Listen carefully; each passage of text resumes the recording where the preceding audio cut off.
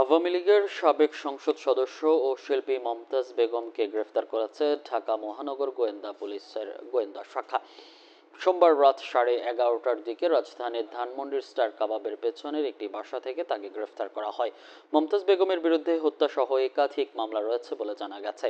লোকগানের জনপ্রিয় শিল্পী মমতাজ বেগম মানিকগঞ্জ 2 আসনের সংসদ সদস্য ছিলেন।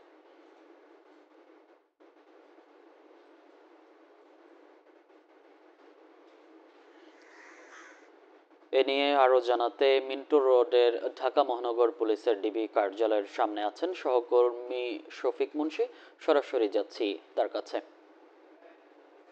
শফিক।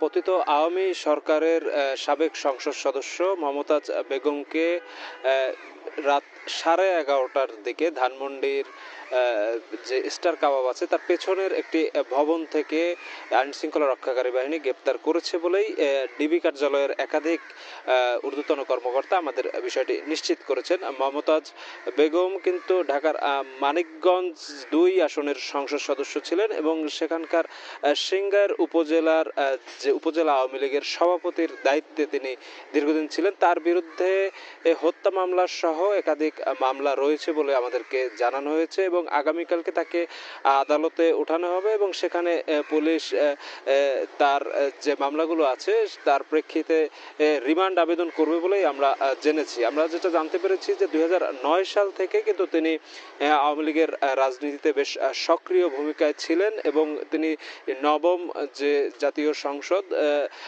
সেখানে কিন্তু তিনি আওয়ামী লীগের মনোনয়নে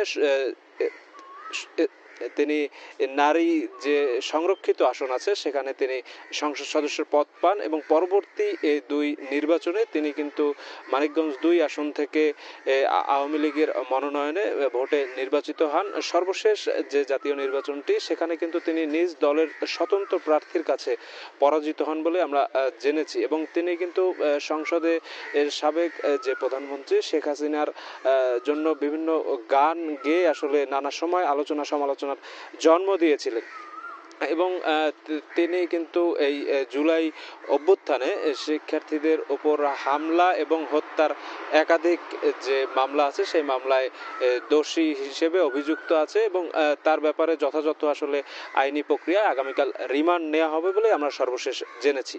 তো এই ছিল আমার কাছে রাজধানীর ডিবি কার্যালয় থেকে এই সাবেক যে সংসদ সদস্য মমতাজ বেগম তার গ্রেপ্তারের সর্বশেষ